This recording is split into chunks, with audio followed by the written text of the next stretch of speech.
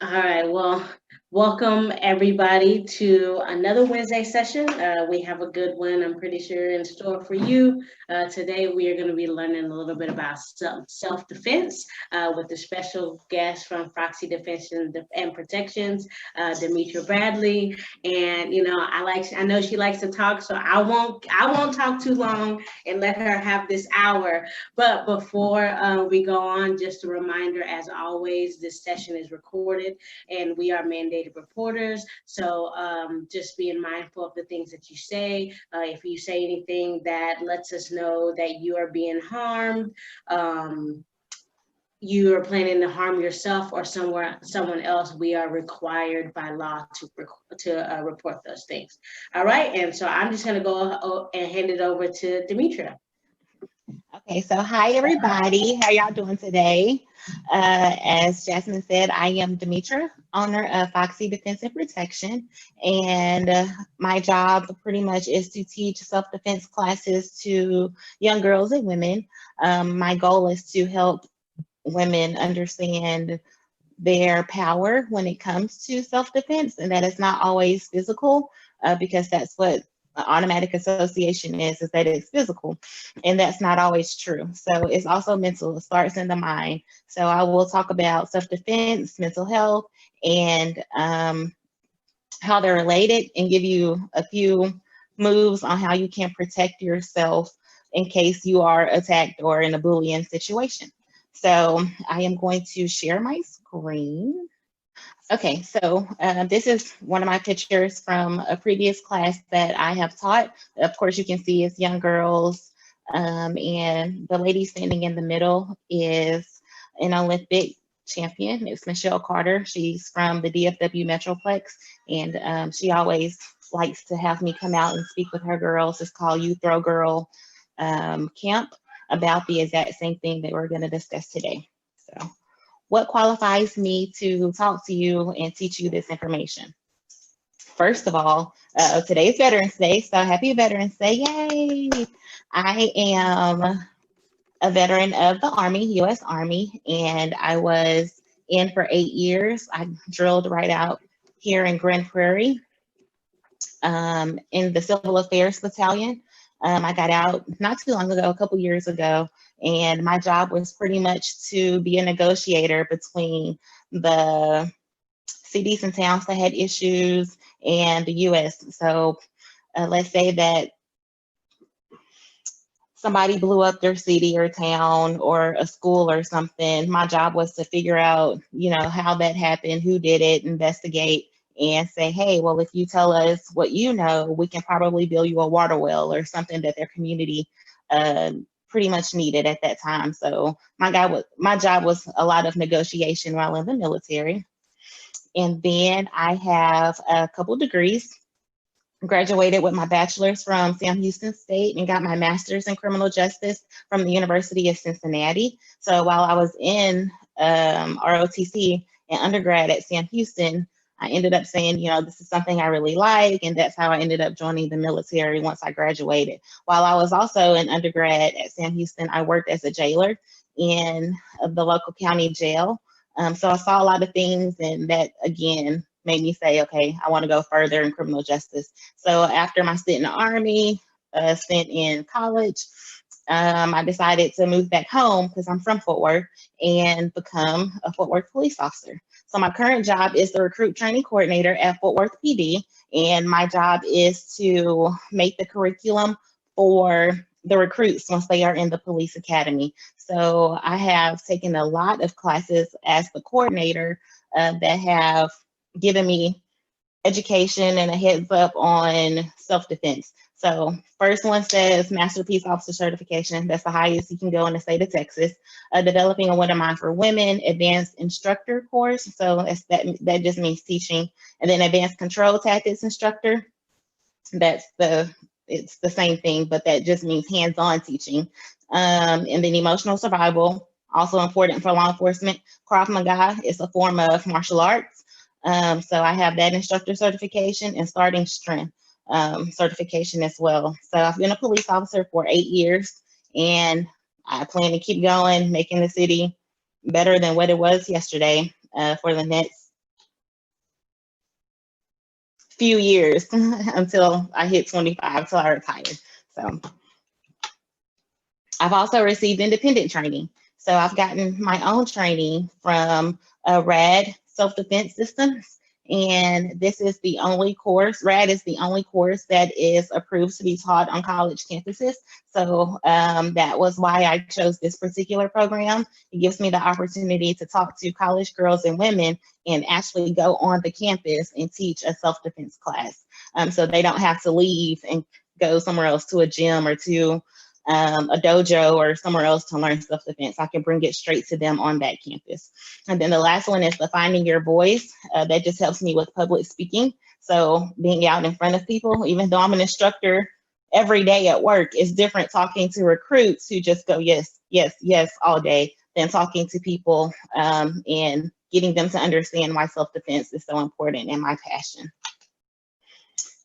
Okay, so Foxy Defense and Protections is the name of my business, and our mission is to educate and train girls and women to protect themselves. I want to equip them with the tools and resources necessary to increase their confidence and build self-esteem. And then this quote at the bottom, very important to me. When it comes to self-defense, it's better to have the power and not need it than to need it and not have it.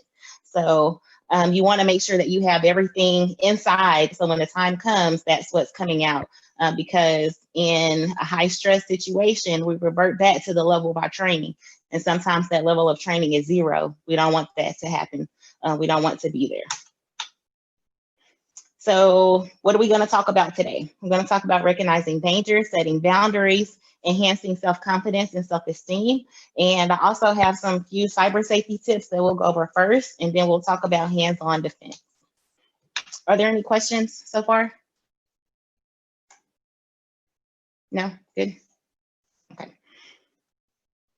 Cyber safety tips, that's the first thing. So anything on the internet can be spread instantly, and it's impossible to stop, and it's there forever. So girls, I want you guys to be aware of what you're putting out online. A lot of us like to talk about or share statuses or videos of where we are and what we're doing and what we're eating and who we're with and all of that information. Well, that's fine and dandy, but instead of sending that information or making that your status at that point in time, let's try and wait until maybe you're paying and you're on your way out. So you won't be at that place at that time. So think about it. If you have a common enemy that you're friends with on social media and you just told them that you're at Outback Steakhouse with your family and friends, or just with a group of friends, and it posts a location, now they can roll up on you. Or let's say that you have friends, again, that you're friends with on social media, and they know that you're not home. That is a perfect opportunity for that person, individual group, to come to your home and break in, or wait down the street and attack you, because 1/3 of assaults that occur are made by people that we know. So a lot of people think that it's stranger danger. No, it's not. Stranger danger is real, but it's not as common as we may think it is. Most attacks happen by somebody that we're comfortable with, somebody that we know is a family friend, it's somebody that we trusted, and it's more than likely going to be somebody you're friends with on social media. They're just going to take advantage of that time and knowing your schedule pretty much to get you in a very awkward situation and take advantage of you. So let's be careful of what we put on social media. Don't leave your device in a public setting unattended. Sexting is illegal. So sending these little pics to these little boys and little girls of you, that's illegal. And even though you are under the age of 18, you will still get charged with that crime. Avoid oversharing. Again, that's the example I just gave as far as the social media ideas. And don't fight or retaliate. Show that it doesn't bother you and stand up for yourself. So report threats of serious harm to an adult or law enforcement agency. Let's go back to that don't fight or retaliate. When we are the bigger person, it makes the other person more upset that we are not stooping down to their level. Okay, so you can be a warrior behind the keyboard and type whatever you want to all day long.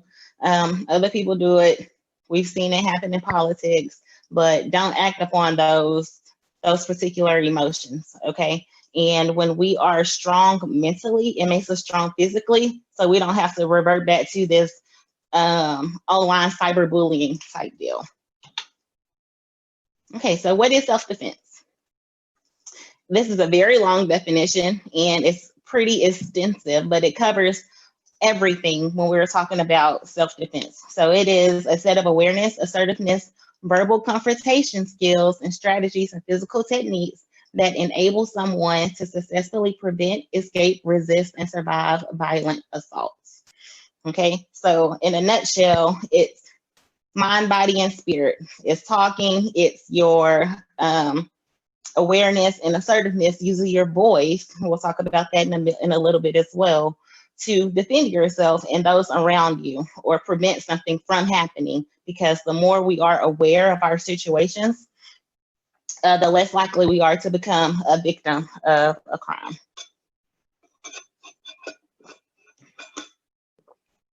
Mental health. So poor mental health equals low motivation and confidence. Okay, so when we think poorly of ourselves, we're not very motivated to do anything. We don't want to go out and mingle and do those sorts of things, and we don't have high self-confidence. But when we improve our mental health and become better individuals for ourselves and the people around us, we end up sleeping better. We end up having more positive attitudes towards even negative situations, and our self-esteem increases. So that's important. How does mental health and self-defense go hand in hand? How they're related? So self-defense, again, here's a shorter definition, is the power within each individual to know you are worth defending, that you are worth defending, that you will defend yourself in any situation. So if you know your self-worth, if you understand your self-worth, you will not have any problems when it comes to defending yourself physically, okay? So once you know how to defend yourself mentally, you can defend yourself physically and feel much better about that situation.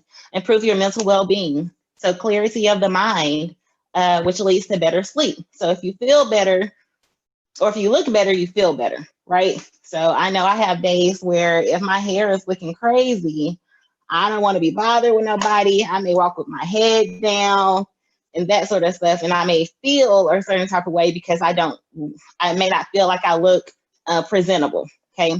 So that plays into your mental health. How does that work with self-defense? If somebody notices that your self-esteem is low that day, they may take advantage of you in that situation. So if it's physical, it may be physical violence, hands-on type situations, and them leading you to their car, them leading you to a area that you may not want to go to. Okay, just because they say, she has no self-confidence. She can't even walk straight with her head held high type deal, okay? So self-defense can act as a stress reliever by punching and kicking a bag, by taking karate, kickboxing, jujitsu, Krav Maga, any martial arts class. That is an act of stress relief. So remember a couple slides ago, I said we're not going to act upon those emotions, or when somebody provokes us, we can take that out in the gym. We can take that out on a punching bag and relieve stress in that manner. And it's a healthy way of doing that. Some people, when they get stressed out, they overeat. That's not okay. Some people, when they get stressed out, they sleep, which leads to depression. That's not okay. But a healthier way of doing that is exercising. And again, if you're exercising and getting all of that out in a healthy way, you're going to sleep better. When you sleep better, you're going to feel better. You're going to be more positive. You're not going to be cranky. You're not going to be angry and that sort of stuff, okay? Have a positive impact on easing anxieties of being assaulted or bullied. So sometimes when I teach classes, a lot of the girls will tell me that they don't feel comfortable performing certain moves because they just don't know how to do it, or they just don't know how they would react and protect themselves in any situation. But that messes with your mental health because you're not super confident in your abilities to defend yourself. So if we work on that, again, by being consistent and taking self-defense classes and taking martial arts classes, then in the instance that we are attacked or bullied, we know immediately how we're going to react because it's something that we've practiced. Again, in a situation of high stress, you're going to revert back to the level of your training. If you have no training, there is no tending how you're going to react in that situation or what you will do. Then let's see, self-defense will lead to a more positive response to a physical change. So there are benefits to learning self-defense. There are benefits to working out consistently. You're going to lose weight. You're going to tone up. You're going to look better. Again, when you look better, you feel better. So you're going to have more confidence in yourself in those types of situations. And then this last asterisk says, you matter more than your looks, who you date, and how good you are in school. So knowing your self-worth as far as I am not what I look like. I am not who is attached to me. I am not what my paperwork says. I am who I say that I am, and who God says that I am, and what He has made me to do. So that's how self-defense and mental health go hand in hand. So before we move on, any questions, comments? If you all have any questions while she's talking, feel free to type those out in the chat box, and then we'll ask her during little intersections like this. Okay. Okay, so next we will talk about recognizing dangers and awareness. So what are some hidden dangers that you experienced as a girl? Can somebody start typing that in the chat for me? Catcalling, okay. Misogyny, okay. Someone getting close to you, yes. Slight assault, okay. All right, these are good. These are good. So how do you deal with those types of situations? Emotional manipulations. Walking alone, yes.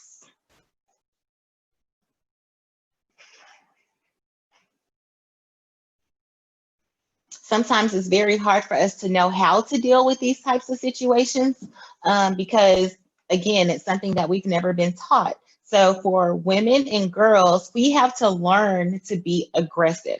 That's not something that is ingrained in us. And sometimes when we are aggressive, people like to tell us, oh, she has an attitude problem, or, you know, she's bossy, or she's this, she's that. And we get labeled at something, but being aggressive and assertive is how you will get out of situations, because that's when people take you serious, when they know that you mean business and that they can't take advantage of you.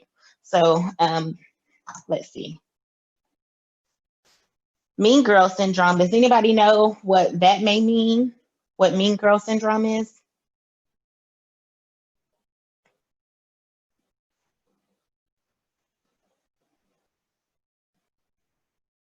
And while you're typing that answer, I'll go over these 2 points at the bottom. Dealing with them is listening to your gut. So you have that one feeling that said, I'm very uncomfortable about that type of situation, or I'm uncomfortable about this person that just touched my shoulder, because that's a simple assault. That's an example of that.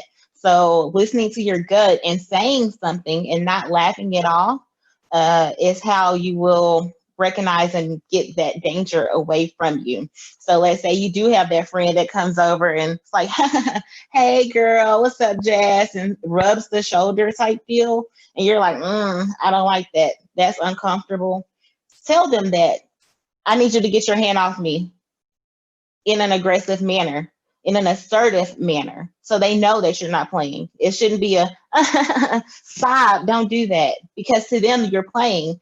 And to them, they're going to see how far they can go. They're going are going to try and push the envelope a little bit further. Now it's the shoulder, and next time it may be the hip or something like that. So if we are assertive the first time it happens and let them know that we mean business, then it's less likely to happen. And then talking with an adult, you're in an organization where you have people that you can look up to and have these types of conversations with.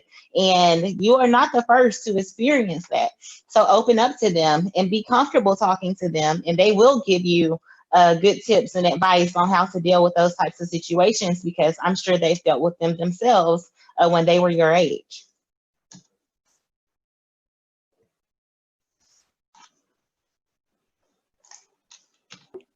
And I'm sure we still deal with it as adults.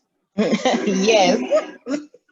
Yes, and we just learn how to better manage it as adults, because it never goes away. And again, it's because people look at us and say, "Oh, it's a girl. Oh, it's a female," and automatically assume that they can take advantage of us, and that's not okay. And they shouldn't be able to do that. Okay, so mean girl syndrome. Here's a definition of mean girl syndrome, or questions to see if you fall into the category of a mean girl. Are you afraid to be yourself? Is this mean girl nice sometimes and makes you feel bad in other times? Do you always do what she wants to do? These are characteristics of a mean girl, okay? Does she argue with everyone until she gets her way? Are you this mean girl that we're talking about? Does she call people names or criticize how they look and act? Does she make you feel special because you hang out with her? Does she make you feel, or does she make herself seem better than others in conversation? Or does she seek revenge? And it's called Mean Girl Syndrome because, have y'all seen the movie Mean Girls? Let me see your hand, raise of hands if you, yeah. I see people nodding and raising hands if you've seen the movie Mean Girls. So it's just like that, where you have this group that is pretty much dominating the school, and the other girls are intimidating the other girls at the schools. And they did everything that's listed here, afraid to be themselves. Well, not towards the end, but afraid to be themselves and nice to make others feel bad, and talking about people and writing in, different books and that type of stuff. So are you that mean girl? What are some things that you can do to recognize that you are that mean girl and change it to somebody that's more confident and more of a friend? You will hear us women in general talk about not having a lot of female friends. And it's because even as women, there are people that fall into this mean girl syndrome category. So it's hard sometimes to pick the right people to link up with and be friends with. Okay.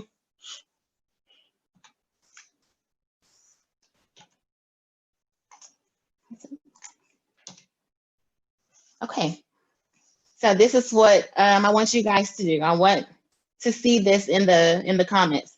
Compliment a girl you see on the screen by writing something nice in the comments. So use their name or something and say, maybe you like their hair, maybe you like their background, maybe it's a virtual background, maybe you like their shirt or something, their glasses. I don't know. Let's see.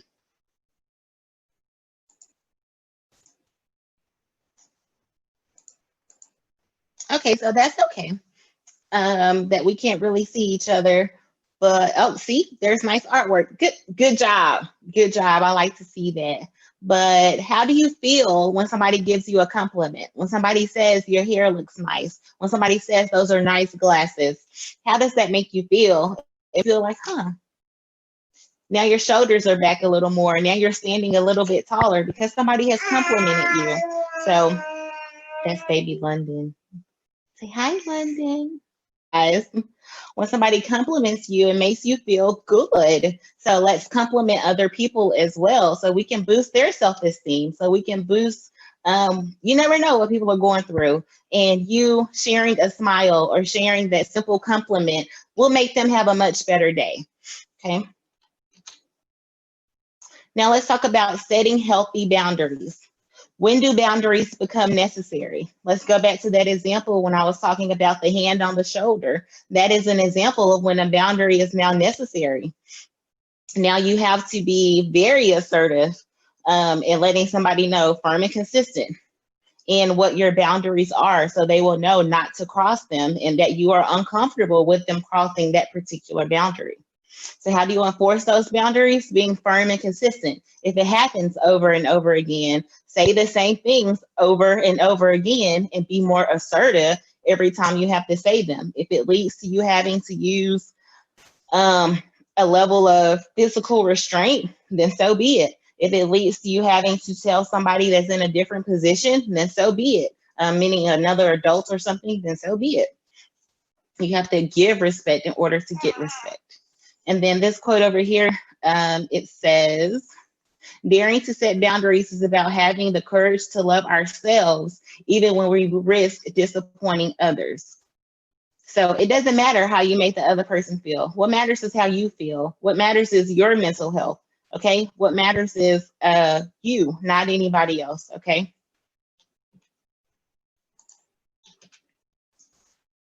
So presence. I love this picture here because she's showing fierceness, and then she has the cape on her shoulders in the background as the shadow. But the root of confidence is self-esteem. Are you making eye contact with people? What does your body language say? Or are you down like this, slumped over? Is that your body language? Because now people know that you're not confident in yourself. Then people know that they will not take you serious. Okay. Good posture, look good. Fake it till you make it. Again, we may not always feel good. We may not always look the way we think we should look in order to feel good, but we can fake it till we make it. Because, I'm going to be like, oh, girl, I got rocking this natural style today, but just make a joke out of it or something like that.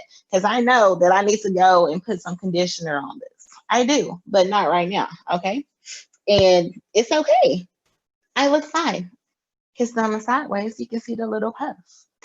But something like that. I know that I don't always have my hair like this. I may wear braids. I may have on a wig. I may have some weave. I may, whatever, have my natural hair silk pressed out or something. Just never know. But sometimes I feel like if I don't look good, then people are judging me. And it's okay to have those feelings, but we know that it may not always be true. Okay.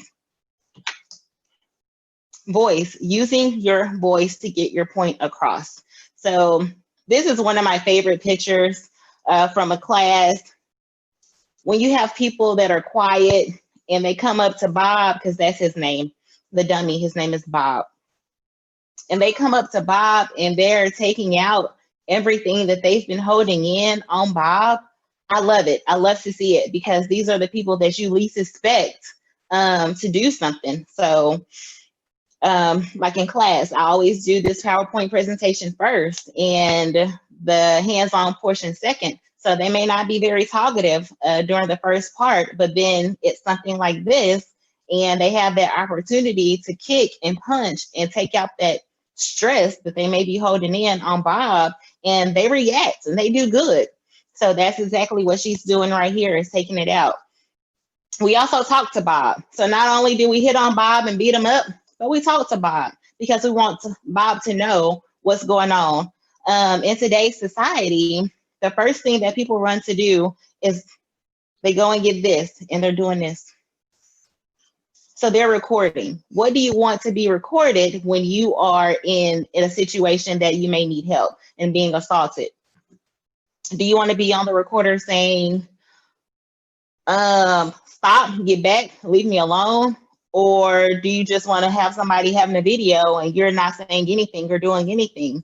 So they can say, oh, well, she never told him to stop. Well, she never told him to get back. She never told him anything. She was never aggressive toward this person. So we thought maybe it was okay. That's why we never intervened. And as crazy as that may sound, that happens. So people may not intervene. They may say, oh, I thought they were playing. They were horsing around or something. But if we are using our voice, that is our first level of self-defense, or our second level. Our first level is our presence. But our voice is our second level of self-defense. We're yelling stop. We're yelling get back. We're yelling let go. Okay. And we're using the voice of letting them mean or showing that we mean business. Okay. We're serious about what we're saying. So now I'm going to bring Bob over here, and we're going to demonstrate 3 moves, okay? So these 3 moves that I'm going to demonstrate are what I want you to be doing at home. Even though you may not have a bob, I want you to practice these at home, okay? So let me get back. So the first thing that we're going to talk about is the palm heel strike. And as you can see in the photo that's on your screen, the lady has her palm, literally the palm of her hand, okay? The palm of her hand is making contact with the assailant's face, okay? So this is Bob. Say hi, Bob. When we're doing a palm heel strike, the most effective places to do a palm heel strike is going to be the face. And we're going to say the nose and the mouth, okay? And even if we're doing the chin, by placing our hand here and pushing upwards, that is going to be an effective way to do a palm heel strike. The nose is an effective area only because it's going to make the eyes water, okay? So if you've accidentally been hit in the nose, your eyes water, right? If you have accidentally been hit in the mouth or the chin, depending on where, it hurts. It waters. Your eyes are going to water. So that's an effective place for palm heel strikes. What does it look like when we're doing it? So it's like this. We're telling Bob, stop, stop, get back, leave me alone. And we're taking the palm of our hand and we're making contact with his face. Get back, get back, get back. Okay, so we're making contact again with the face. If our hand misses any part of the face, that is okay, because we have our fingers here that can do some eye pokes, okay? Let's rake the face, start scratching the face. And why are we doing that? We can get DNA under our fingernails of whoever the assailant may be, okay? And you never know, he may have harmed somebody in the past and all they needed was some DNA confirmation for something else to lock this person up. So start raking, okay? If that's what we have access to, the eyes, the nose, the mouth, the chin, we're palm heel striking, okay? Here in the face. Not only is this effective in the face, let's say you can't reach the assailant's face because they are 5 feet tall, or 6 feet tall and you're 5 feet tall. There are other parts of the body where it's just as effective. So even this part of the body here is an effective place for you to do palm heel strikes. And it's the same method, but you're literally knocking the wind out of somebody, okay?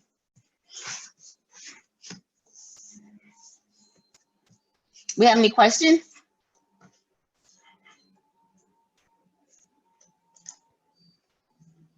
Okay, I don't see anything. So we're gonna keep going. Next, I wanna talk about hammer fists. So as you can see in the picture, you are forming a hammer with your fist. So you're closing your fist as tight as you can, and you're making contact with somebody's face, pretty much, okay? And depending on which position they may have you in, let's say that Bob has his arms wrapped around me, and now I'm like this, trying to get away from him.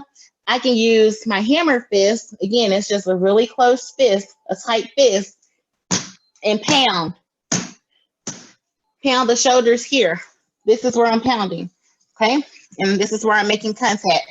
Let go, get back, leave me alone, okay? We're making contact here. And even if it's hammer fisting on the face, on the head, okay? In the face, we may not want to do a straight punch because that can break our fingers and our hand at the same time. Even some wrist injuries, and you don't want that because our goal is to get away safe and go and find some help. So a hammer fist to the face is going to be more effective than a punch to the face, okay? And they even teach that in different levels of martial arts and police officers. We teach that, you don't punch. That's not a very effective way for you to get your point across. It may hurt, but it's going to hurt you more than it hurts them, okay? So hammer fisting on the face, on the neck, and on the top of the shoulders.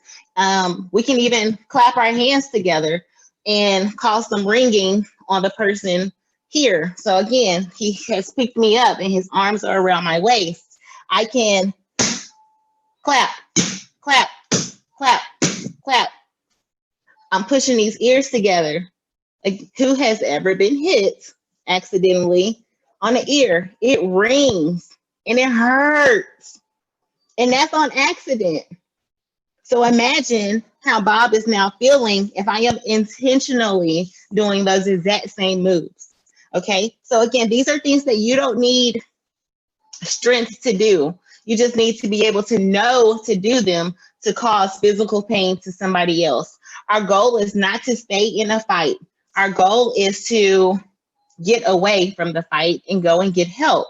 So our way of doing that is to cause damage and do everything that we know to do and get out of the situation. We're not going to stand around and wait for Bob to respond. We're not going to stand around and watch him go, oh my gosh, my head is ringing. We're not going to stand around for that and give them an opportunity to come back and harm us. Okay, so get away. We got the hammer fist, we got the palm heel strike, and we have a front kick.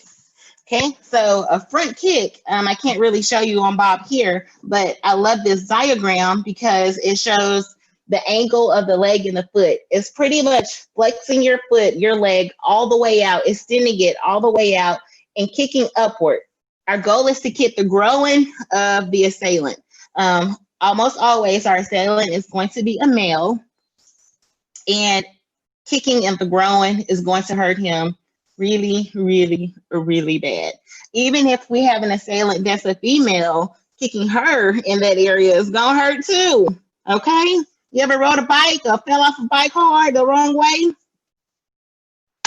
Yeah, that's gonna hurt.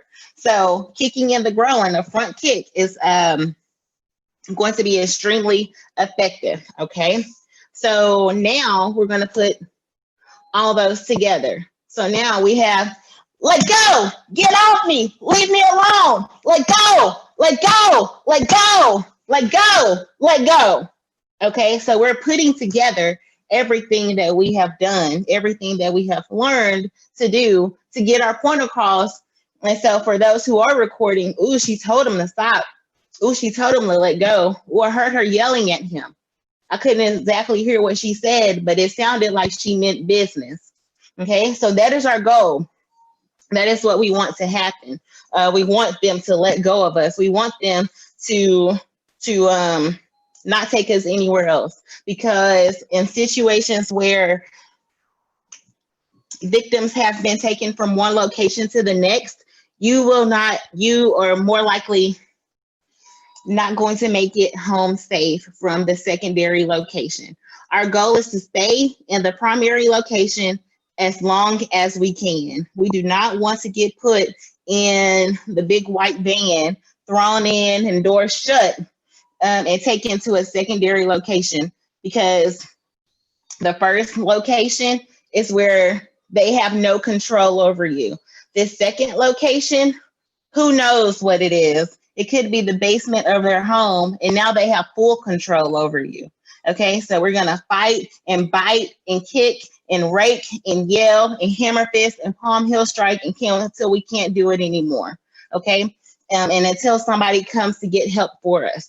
If we can't run and get it ourselves, we're gonna make enough of a fuss for somebody else to come and help us. Okay, so practice, practice, practice. That's the only way these things work. Okay, you have to be consistent in the practicing. So I don't know how often you guys see each other, but you can practice this sort of thing in your home. Come around somebody and put your arms around them and see what they do. Okay, and tell them, especially if it's a female, this is what I learned, and this is the most effective way for you to be able to get out of this situation. So now you're catching them off guard, which is more likely how an assailant will get you anyway. They're going to catch you off guard. It's not going to be in a controlled setting, like at a gym or something where you're like, okay, now I'm ready, and you're waiting for that person to come and attack you. Okay, so practice these as often as you can with people that you live with in your home and people that you're comfortable with. Okay, So again, we got the palm heel strike using the palm of our hand, literally the palm of our hand, and making contact with the face. And we have the hammer fist, which is the most effective ways here, upper shoulders. We have the claps, and then we have the front kick, okay? I am ready for questions. Are you doing any in-person self-defense classes right now, or is everything virtual? Everything is virtual until January. After January, we will start having consistent classes once a month. So our first class will be January 6th, and then January 2nd, and then February 6th, and then the first week of every month is when we will have classes. And the first time for girls ages 14 to 17, that will be March. The January and February classes will be for women, for grown women. Okay. Okay.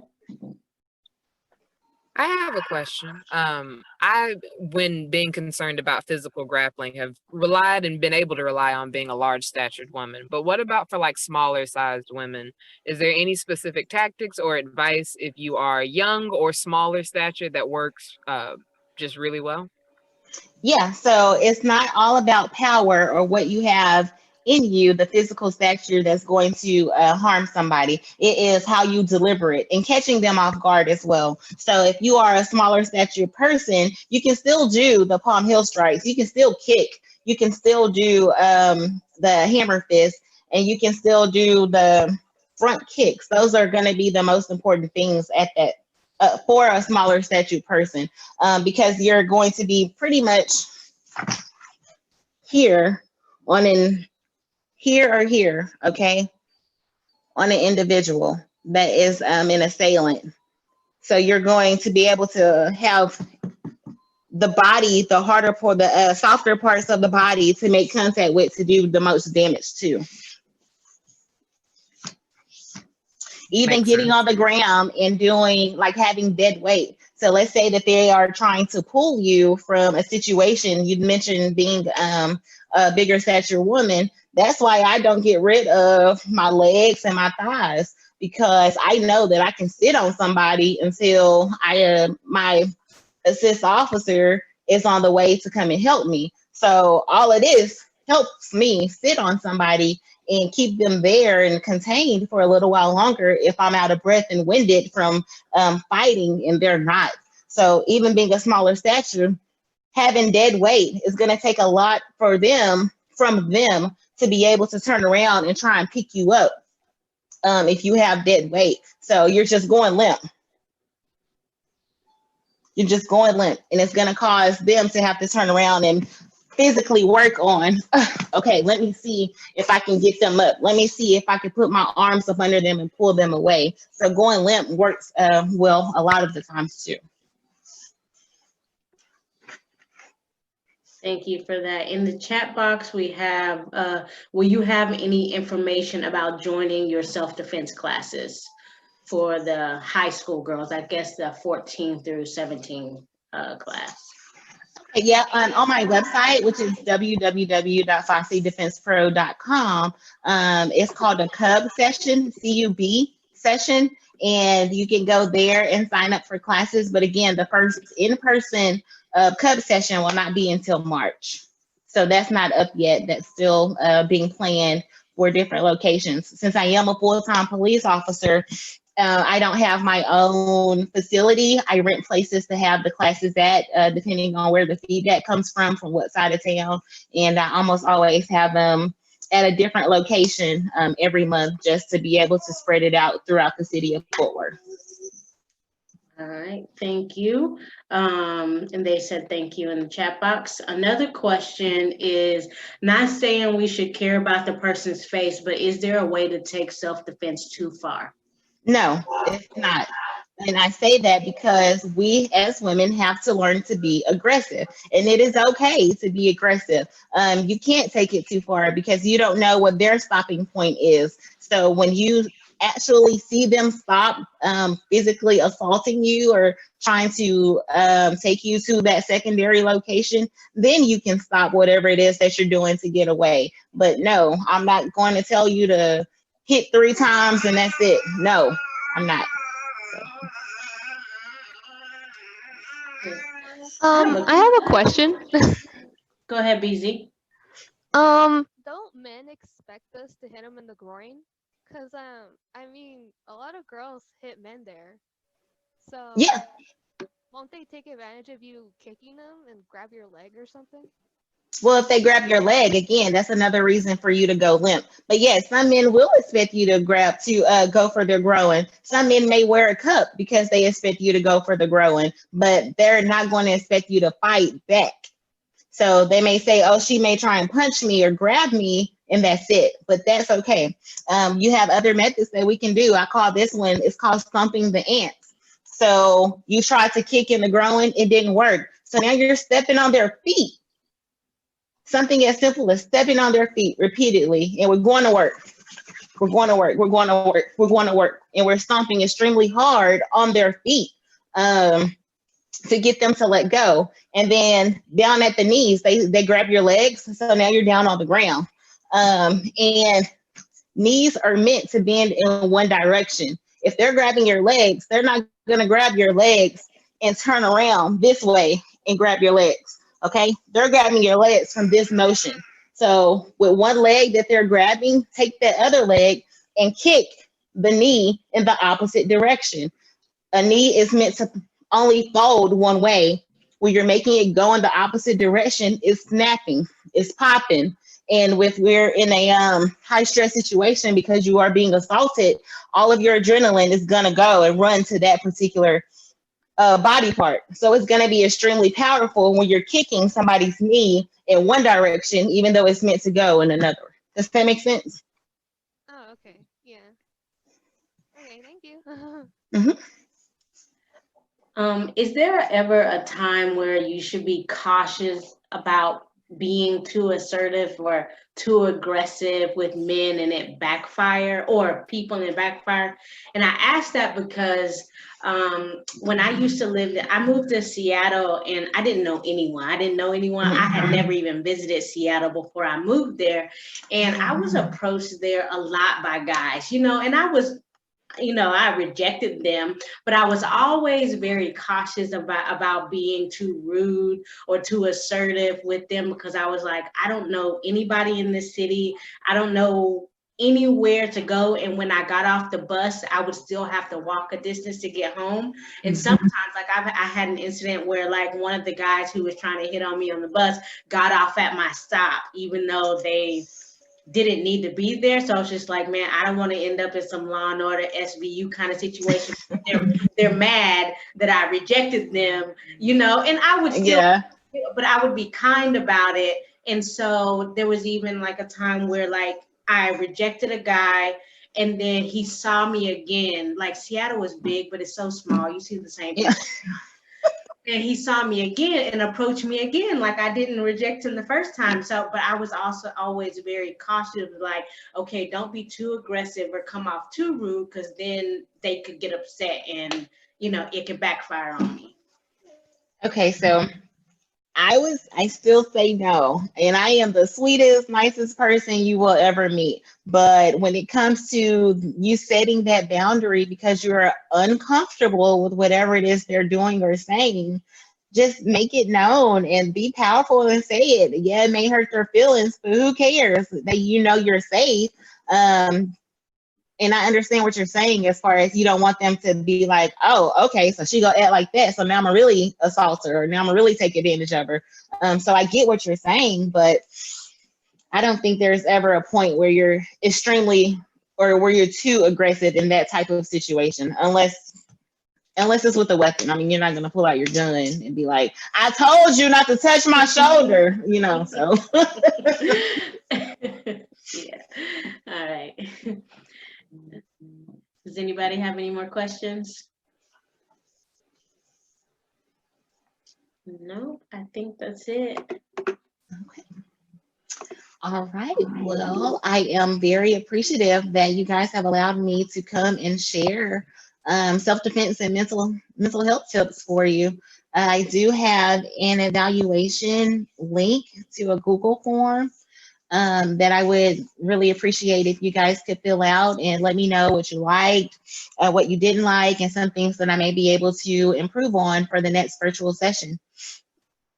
Yes, and that link, I just posted it in the chat box. So please copy that link, do that survey, and give the feedback to her for this. I thought it was great. We have a thank you for the wonderful session. It was great. It was very informative. I mean, it makes me want to look out for your classes for sure in January, just to keep on top of like all of these things. I know you've done this with us before.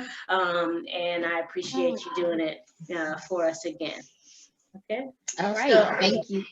as far as us, if you do not follow us on Instagram, be sure to follow us. Myself, Rob, Miss Fennell, we all have Girls Inc. Instagram accounts where we are posting what we have coming up throughout the weeks and events. So add us on there. We will put it into the chat box. Demetra, if you'd like for them to follow you as well, feel free to put yours in the chat box. Okay, yeah. So it is, I'm on Facebook and Instagram and Twitter at Foxy Defense Pro. So you can follow that. And then I would also appreciate if you had time to leave a Google review for me. That would be great. I see everybody posting it at Foxy Defense Pro. Yes. That'd be great as well. And I appreciate it. So that's it. That's all I got. This year has been some year because I did have a baby. So if you look on the social media things now, it's not going to be up to date. But starting in January, we're picking up everything in person. And you're going to start seeing more posts from me. And of course, hearing Baby London over there. All right, thank you. And as far as Girls Inc., please tune in, you all, next week, next Wednesday. We are doing a healthy relationships panel. We'll have some special guests on there so we can ask some questions and have a conversation over healthy relationships. Also, on November 23rd, we have a Fidelity virtual session that's coming up. Some of you I know have received an email from me, but we'll be reaching out to you about that to join that session. Do we have any other updates to remind the girls, Miss Fennell? Nope. Well, that's it. Thank y'all for joining, and y'all have a good evening. Bye.